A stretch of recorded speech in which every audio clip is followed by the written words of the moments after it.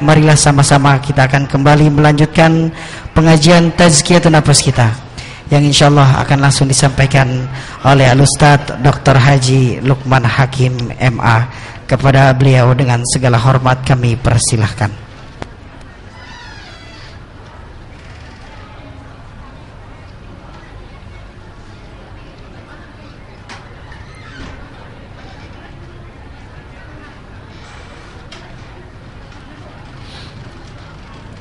Assalamualaikum warahmatullahi wabarakatuh.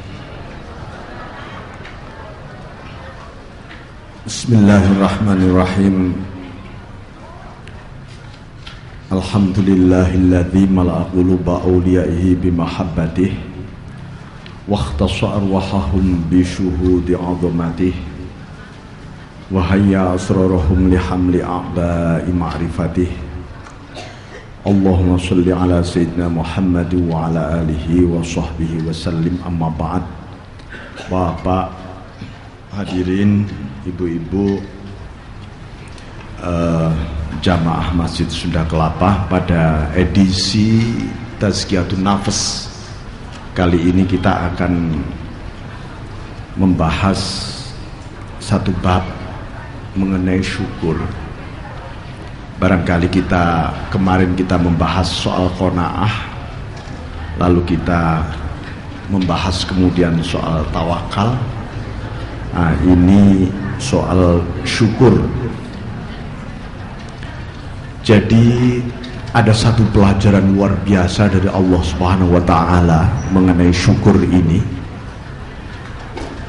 Ketika Allah itu menjawab, Rasulullah SAW pernah bermunajat begini, la uthni sana'an alaika kama athnaita ala nafsik. Oh Tuhan, aku tidak bisa memujimu selayaknya engkau dipuji. Kemudian Allah memberi jawaban luar biasa supaya kita bisa memuji Allah selayaknya Allah dipuji. Itu bagaimana? Karena nikmat Allah itu enggak terhingga. Apalagi setiap rambut kita yang tumbuh satu saja dari awal, itu sudah satu nikmat yang enggak bisa ditimbang apapun oleh pujian kita atau syukur kita sebenarnya. Tetapi nah ini bagaimana ini harus mensyukuri nikmat Allah yang luar biasa ini. Lalu Allah memberi pendidikan kepada beliau dari bunyi surat Al-Fatihah.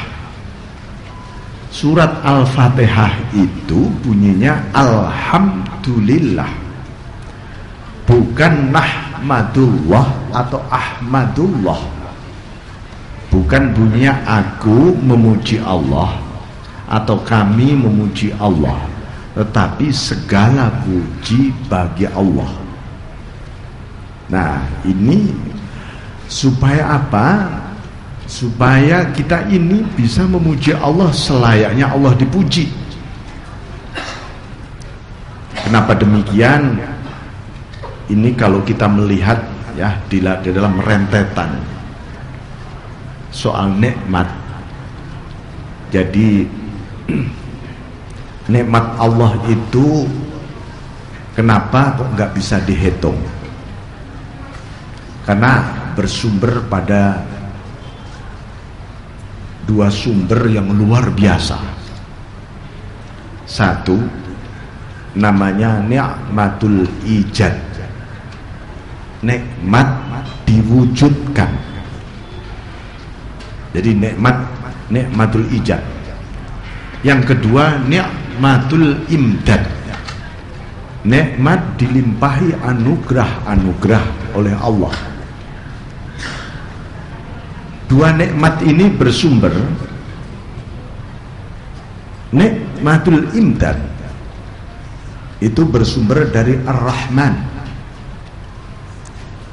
Nikmatul ijad maksud saya ya, Nikmat yang pertama kita diwujudkan itu sumbernya adalah Ar-Rahman. Jadi kalau kita membaca basmalah atau suratul Fatihah itu pasti kita akan melewati Ar-Rahmanir Rahim. Rahman itu juga rahmat sumbernya, Rahim itu juga rahmat.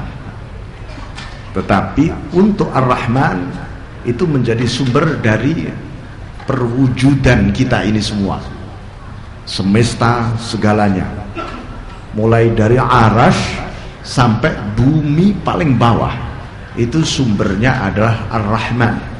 Sehingga Allah menyebut Ar-Rahman alal arsyistawa. Sifat Rahman atau asma Ar-Rahman yang bersemayam di arasnya. Kita kalau bicara aras itu jangan membayangkan ya ibu-ibu, ini bumi lalu cakrawala, langit 1, 2, 3 sampai begitu tinggi, baru di sono jauh banget ada aras. Barangkali Bapak Ibu pernah membayangkan aras itu seperti itu, tapi sebenarnya tidak seperti itu. Karena aras itu meliputi aras itu, meliputi seluruh maknunat dan mukawwanat, meliputi seluruh semesta mulai dari bumi sampai Sidratul Muntaha, diliputi semua oleh arsy, maupun yang maknunat, yang tersembunyi itu diliputi semua oleh arsy. Lah arsy itu diliputi oleh apa? Arsy itu diliputi oleh rahmatnya Allah. Jadi arsy itu isinya apa? Iris arsy itu ya, sampai Allah menyebutkan dengan Al-Arsyul Azim, arsy yang agung, atau Ar-Arsyul Majid.